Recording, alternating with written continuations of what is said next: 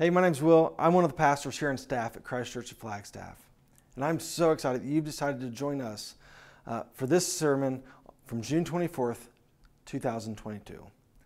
Before Chris shares with us about peace in week 4 of our series, Fruit of the Spirit, I have a few things that I just want to share with you about what's going on here.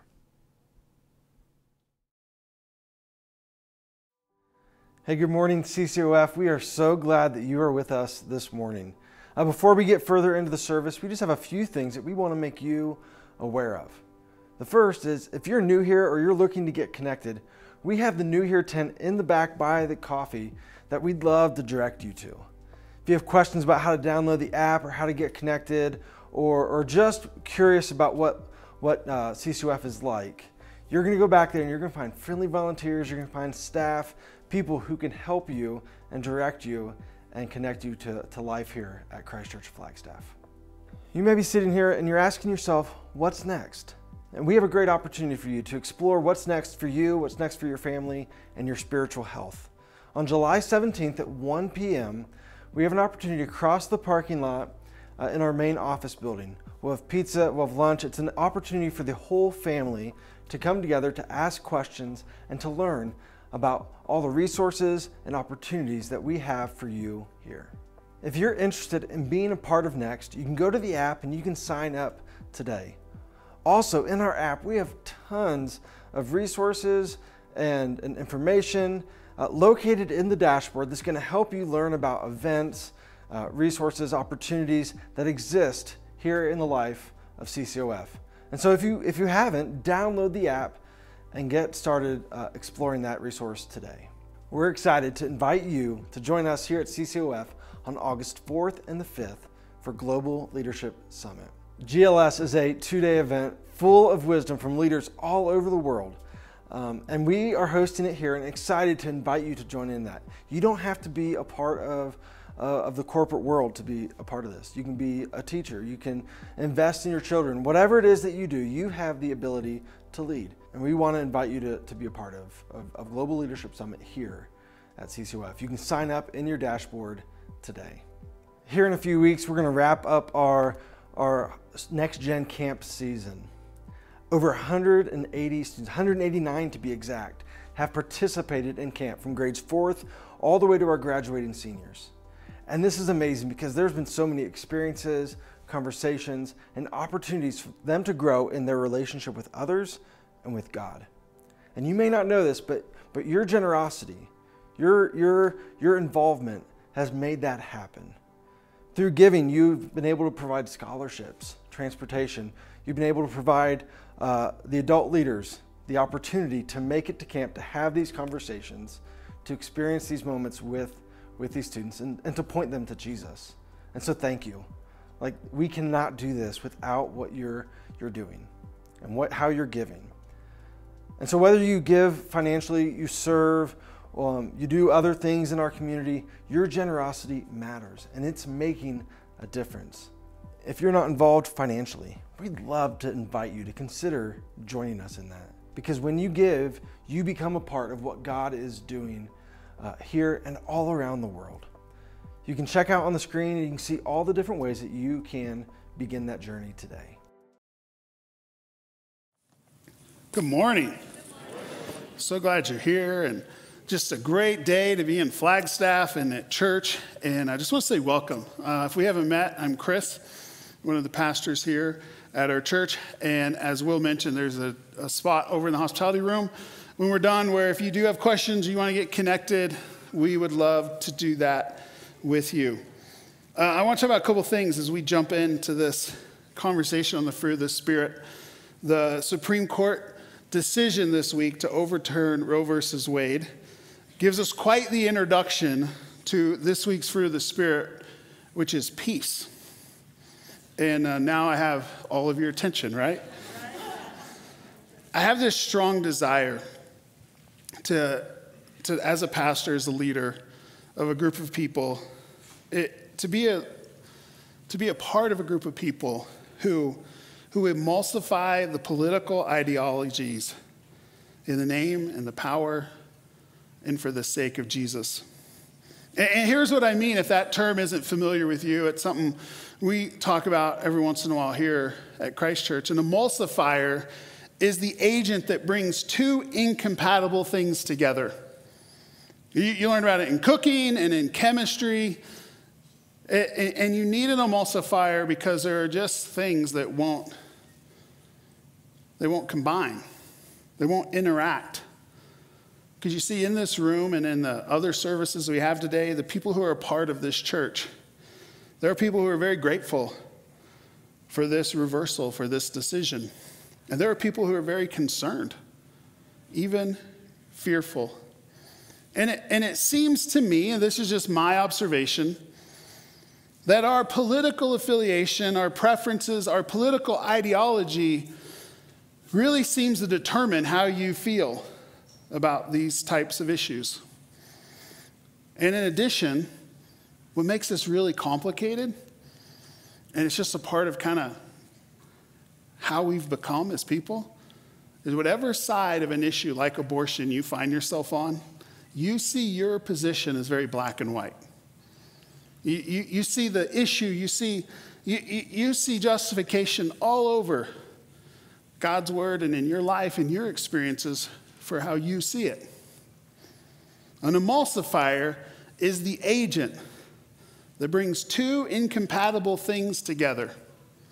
And I just want to remind us as we see this very black and white from our own perspective, just remind us of a couple things.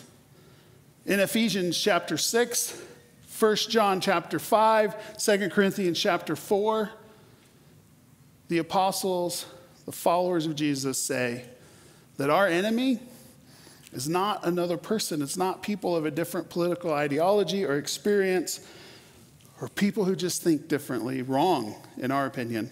Those are not our enemies. Those scriptures point to us and many other scriptures. Our enemy is the one who is creating the conflict. So let me just share with you some words from Jesus. Matthew chapter 7. Whichever place you find yourself today, I think his words are very appropriate. Do not judge, or you will be judged.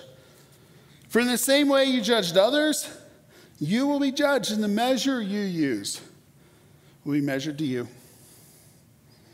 Why, Chris, do you look at the speck of sawdust in your brother's eye and pay no attention to the plank in your own eye?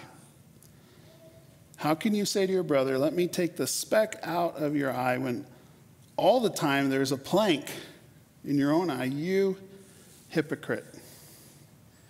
First take the plank out of your own eye, and then you will see clearly to remove the speck from your brother's eye.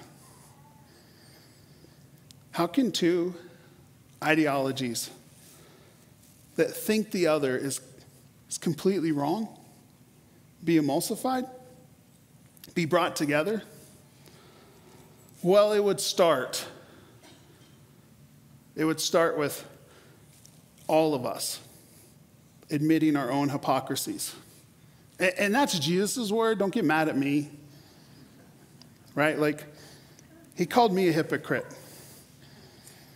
because I just want to look at your flaws. And he says when we do it that way, it's hypocrisy. And we could talk about this particular topic, and we talk about being emulsifiers often. We could talk about it a lot. But what I would suggest is if you desire to be that agent that can stand between two things that are incompatible in the name and the power for the sake of Jesus, then I would just recommend reading the Sermon on the Mount. Read it often, maybe even daily. Last thing I'll say in particular to these events and decisions, in James chapter 1, Jesus' brother James, who didn't believe and follow him when he was here until he saw Jesus resurrected, writes a commentary on the Sermon on the Mount. He's like, here's how you apply the words my brother said in everyday scenarios. And that's the letter, the epistle of James in your Bible. And James 1:27 says that religion that God, our Father, accepts as pure and faultless as this: to look after orphans and widows in their distress, to keep oneself from being polluted by the world. Help those in need, those without parents, those without someone to take care of them.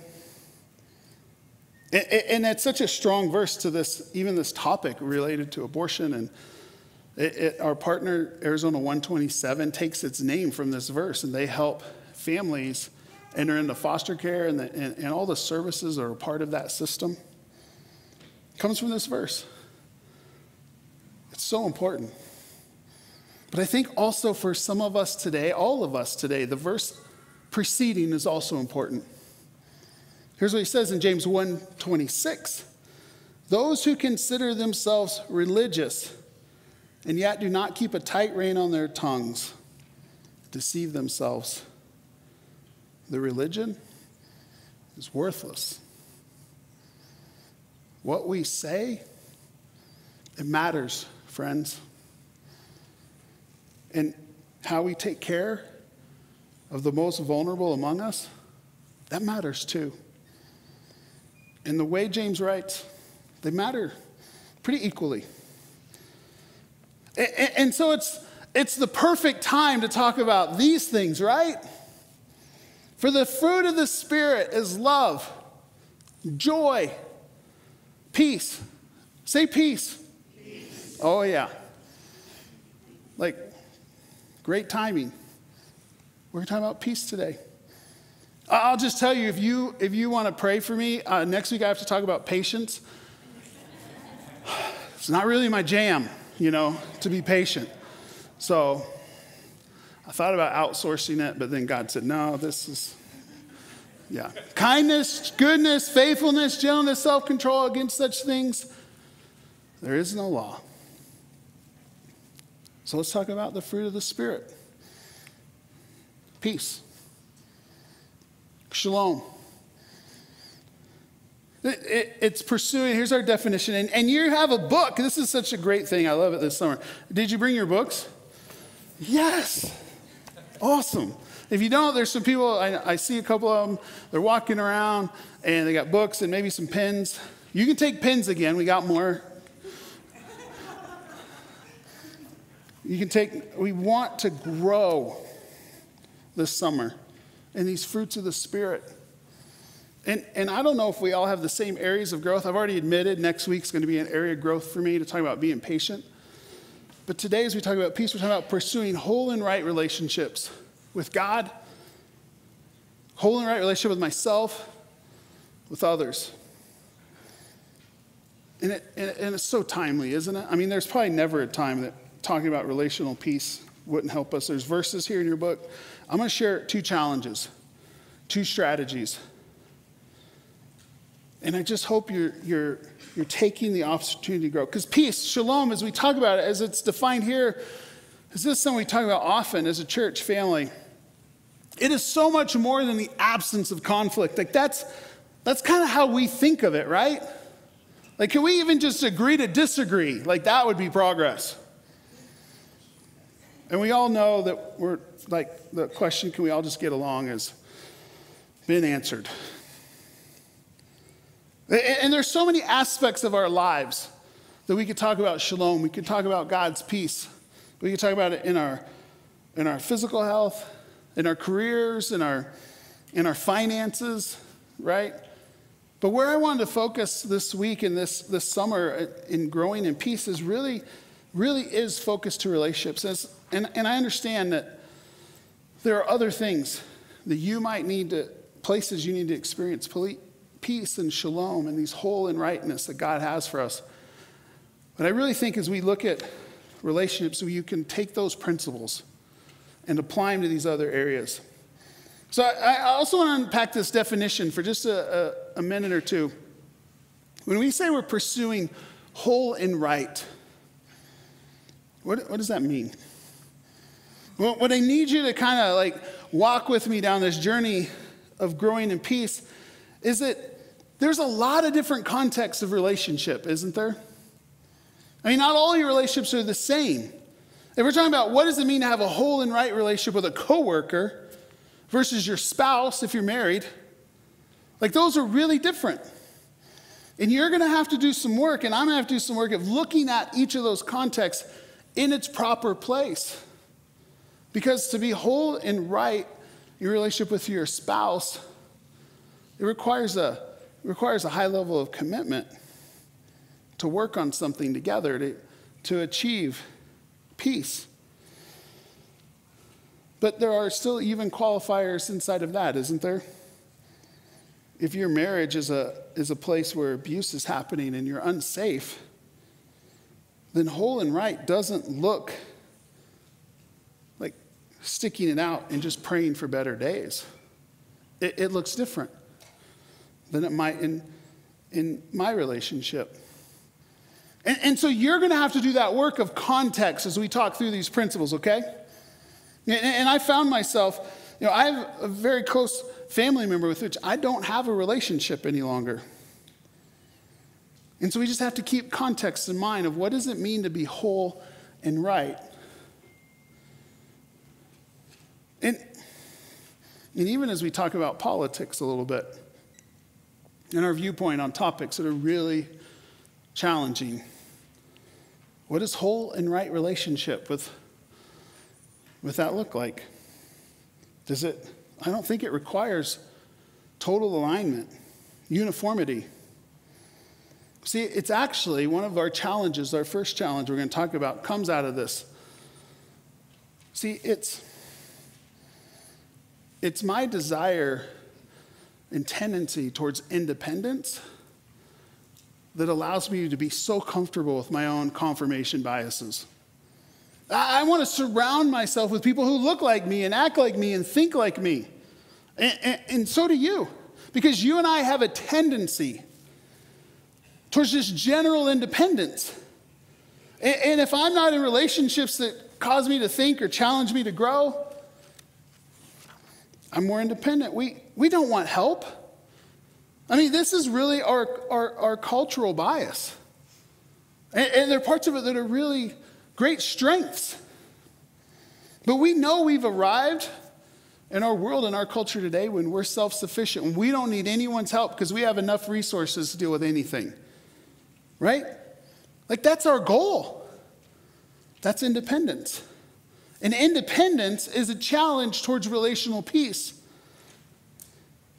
It leads us to believe things like we can't learn from others because they're different than us. How often have you found yourself thinking, maybe you just think it, maybe you say it, you just think, forget you. You're in a stressful situation, someone's not aligning with you, you're just like, forget you. Or you maybe use a different word in that sentence. I know, if you think it and you don't say it, it's okay, right? And we think things like, I'll figure this out by myself. Forget you, I don't need you. Independence is a challenge to experiencing more and more of God's peace, his shalom. We very quickly want to fix people. Oh, don't you have some friends right now? You just want to point something out to them? You want to tell them? You want to send them an article? And it's going to change them, right? Oh, I know. I had my daughter's starting her senior year of high school, and I just want to, like my third teenager, I'm still trying to fix her and change her, and God keeps reminding me that's not how teenagers work. I want to control. And my motivation's good. I just want her to be successful and right, and it's just parenting stuff. I just learned over and over again, that's not how they work. And then I realized, you know what? We're all just grown-up teenagers. We have more gas money, and we don't work this way either. I can't control you. I can't fix you. I can't just send you some information and you go, oh, yes, I see everything just the way you see it, Chris. Thank you. We tend towards independence.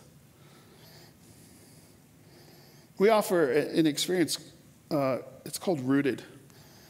It's just a tense 10-week commitment to read to read some information, scripture, to answer some questions, come to a group and share. And every time we talk about this, our tendency towards independence screams, no, I don't need that.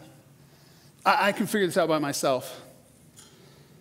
I don't need to have you tell me what's best for me. And some of us, we've already checked the rooted box. So when you hear me say, hey, we're going to do it again, you're like, nope, did that. It's like, but is that just our tendency to be independent? The first temptation, the very beginning of the story of us and God, in Genesis chapter 3, is the enemy coming to Adam and Eve and saying, don't you want to be like God? Independent, self-sufficient, and twisting God's words, questioning God's truth. You know, who's to say that you couldn't eat that and be like God? We tend to be independent. That makes peace, right, in whole relationship with God, with other people, even with ourselves. It makes it really challenging. Here's the second one. You and I have a bias towards trying versus training. Here's what I mean. If you're married, and this will apply to any relationship, your relationship with your spouse or your son or your boss, or like, if in your marriage you have a conflict, let's say money. Finances are a conflict in a lot of relationships, a lot of marriages. Is the solution to just try not to argue very helpful? You have a sticking point. You have a place in your relationship. Now, you apply this to anything. Is it bad? Does it work? I mean, have you found success to just go, okay, I'm going to try not to argue about money? And if my spouse would just do it this way, we wouldn't have to argue about it. They should try to not argue, right? Anybody found success with just trying not to have conflict? Just try harder. No, we've been using this metaphor each week. That physical training is this picture. You and I don't just try to do hard things. Hey, let's go try to run a marathon after this service. Anybody with me? Yeah, all the people who could actually do it. Right? And the rest of us would just go see Jesus somewhere in the middle. You don't just try that kind of stuff. You either can or you train. And you take steps and you put yourself, you see my marriage, your relationships, they're just the result of the processes you have in place. Try harder is not really a process. And what you and I need to seek out if you want more peace, if this is where you need to grow, you need a new process. Maybe one where if you argue about finances, you sit down and dig into that and have some conversation and talk and not just try to change the other person, but listen. And hopefully they listen. And you understand that the other person's point of view and their experiences and their fears and their assumptions, a lot of it comes from the family they grew up in or some experience. People fight about money. It has nothing to do with the amount of money in the accounts. People with none and a lot all fight about it the very same. Training requires time and intentionality. And that is not the American way. We live in a world of instant. We even found ways to get rich quick, or at least try. We don't like training. That's too slow. Yeah, it is. But do you want to stay where you are with a lack of peace? Our bias towards trying makes this fruit of the Spirit very challenging. Because peace, the strategies of peace, they just take some time.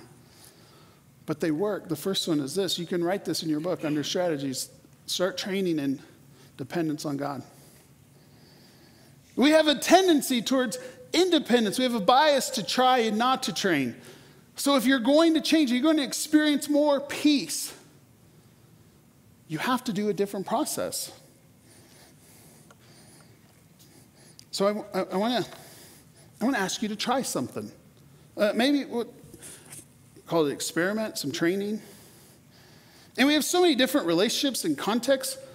I couldn't think of a training exercise or an experiment that would fit all of them except this one. And what I want to challenge you to do is for the next 30 days, do something that will increase your dependence on God. And I didn't write this. It's simply this idea of simple prayer is what it's called. In your app, where you hit, it says media on the bottom, there's a message notes.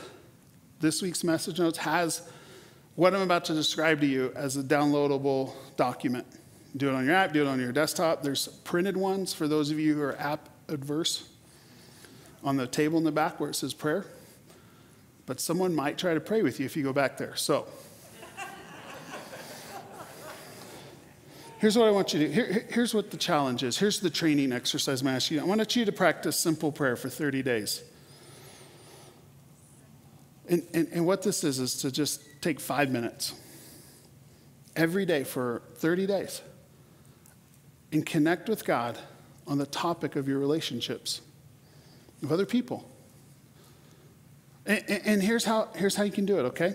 I'll just walk you through it. I'll tell you how I do it. Is you find the right time. What's the best time for you? Where are you at your best? Your most clear, your most engaged part of the day. Maybe it's mornings. You should do it in the morning. Maybe for those of you who are night owls, I know it's not the morning. You don't even know when the morning is. It's in the evening. Might be during your lunch break or in the middle of the day. It doesn't matter. But I want you to pick your best time. And I want you to try as much as you can these next 30 days to every day at that same time, around the same time. Take 5 minutes. And some of you go, well, I can pray way longer than 5 minutes. Great, congratulations. Most of us aren't there yet. Don't do more than 5 minutes. And if you miss, this isn't like the treadmill. You don't do more tomorrow. Just 5. Okay?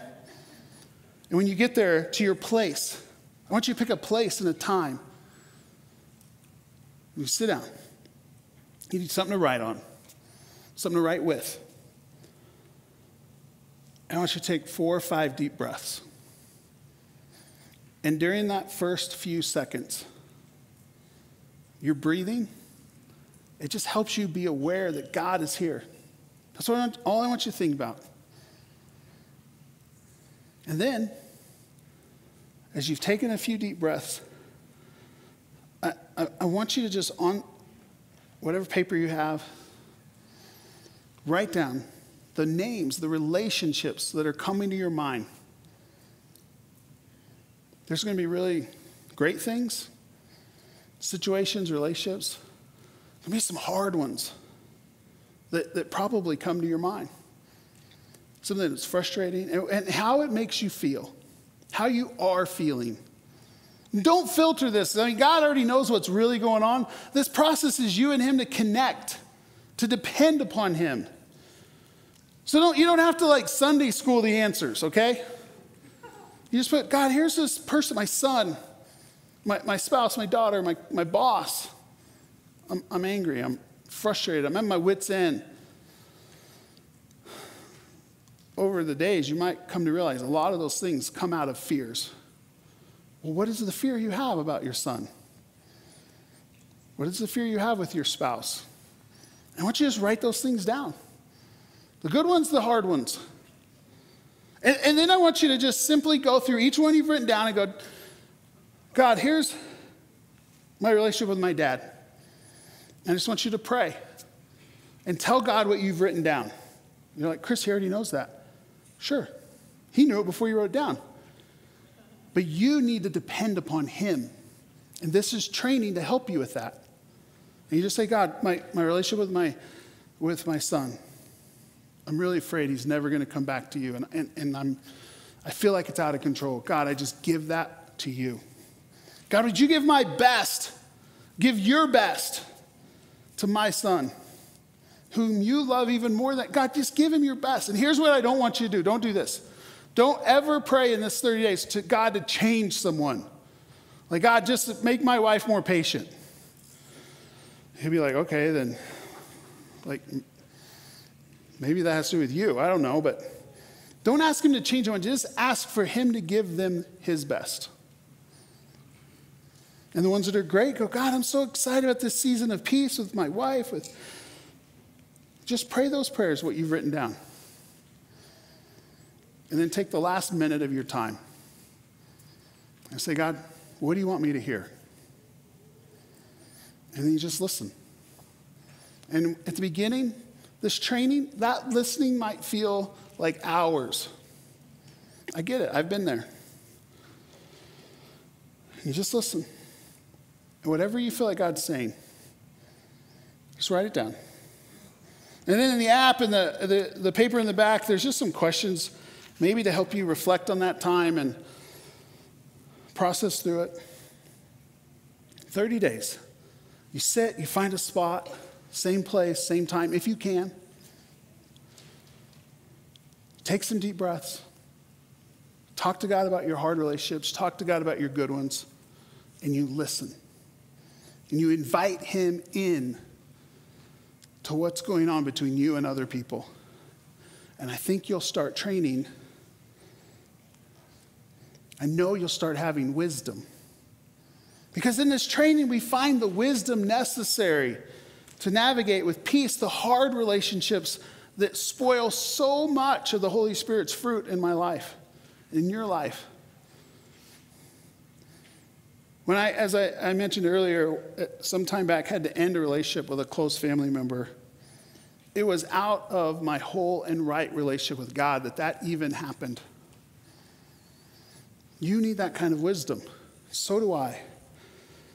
Simple prayer is the foundation of being able to grow in peace and shalom with others.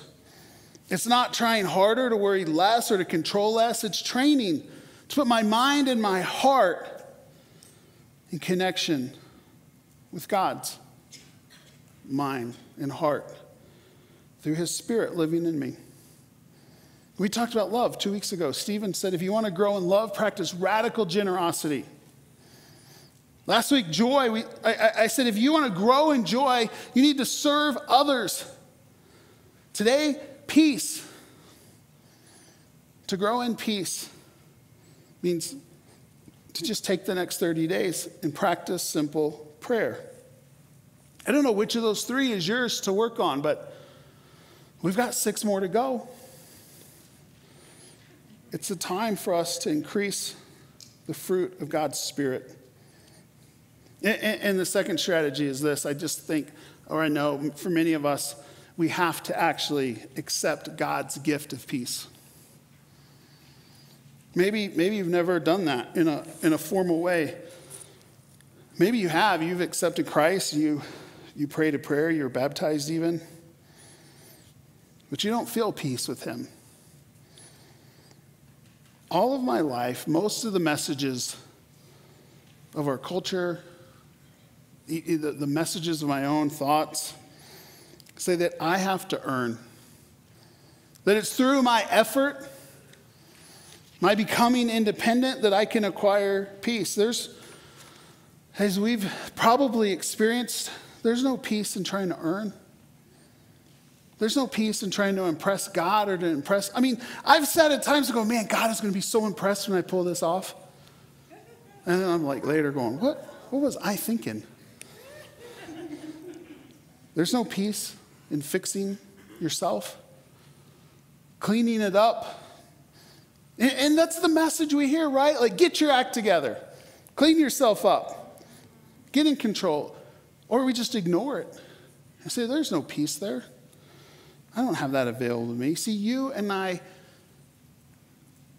we can train ourselves to simply sit next to him and accept the gift of peace. Or we can keep trying to acquire peace on our own. I read a couple years ago the memoirs of a Catholic priest. He was a high school teacher much of his career in a Catholic high school, and by the name of John Egan, and he didn't write his memoirs. Some friends of his gathered them after his passing and published them.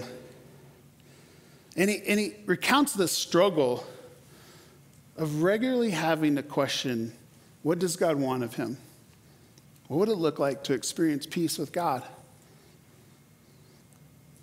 And towards the end of his life, in a season of a retreat, he just came to the conclusion that the point of life was this. He said, define yourself radically as one beloved by God. Define yourself radically as one beloved by God. Accept that and let it become the most important thing in your life. That God loves you. That he offers you peace. He offers you a whole and right relationship with him. My default is to think that's up to me. That I need to figure this out, that I need to earn this, that I need to fix me and minimize my problems and maximize my strengths, and then God will like me. My internal voices say something completely different than statements like this. I don't feel worthy of his love. But I know this is actually true, even if it doesn't feel true many days.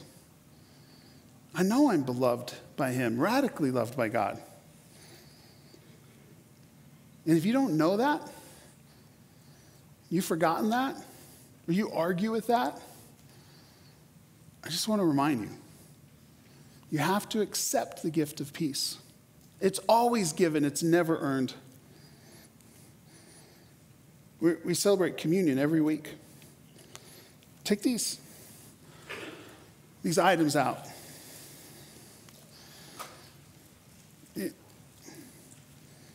The path towards peace with God, that gives you the foundation to have peace with others, it's to train myself to join Jesus at a table of communion or common union with him. I know I'm beloved. Because he says, when you gather, remember my body given for you. And that's what this bread is. It's a reminder. So when you gather, when you come into communion with me, with others, remember my blood poured out. When you sit at your kitchen table, maybe, for the next 30 days, it's a communion table, you and God. You're depending upon him. You know you're beloved by him because of the cross. Each week when we worship together, we come and sit at a communion table and find peace with God that we can take to our other relationships. See, we eat this bread reminding us of his body, which tells us he loves us no matter what. So I invite you to join us. If you don't want to, it's not comfortable or it's unfamiliar, that's okay. You don't have to. But for many of us, this bread needs to remind us we are radically loved by God. Let's take the bread together.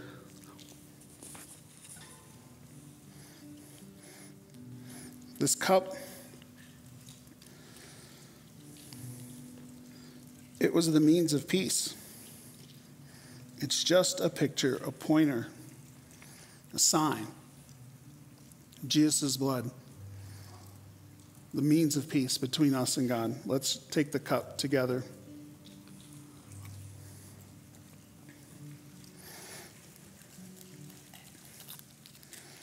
This song we're going to finish singing together. The first couple lines of the lyrics say, I've carried a burden for too long on my own. That's finding peace by yourself. That's you earning it independently, trying, not training, carrying a burden far too long on your own. I wasn't created to bear it alone. Listen to this. I hear your invitation to let it all go. You're trying to grab control and fix and change and argue and earn, and it's like you're holding on.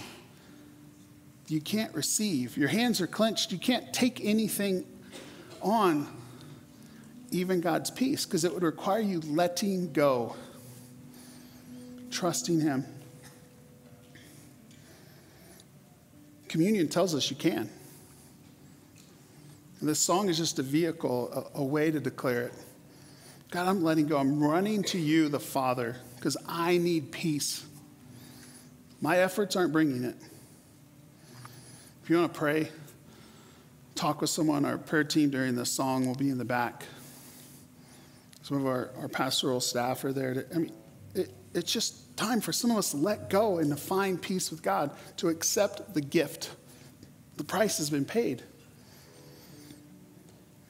Maybe you just need to talk with someone. They'll be there during the song after service. Because if you really want to stop carrying this burden on your own, it's going to require you to connect with some other folks who can help you connect with God. As we learn, as we train ourselves to simply pray and experience His peace. Would you stand and join us as we sing this song together?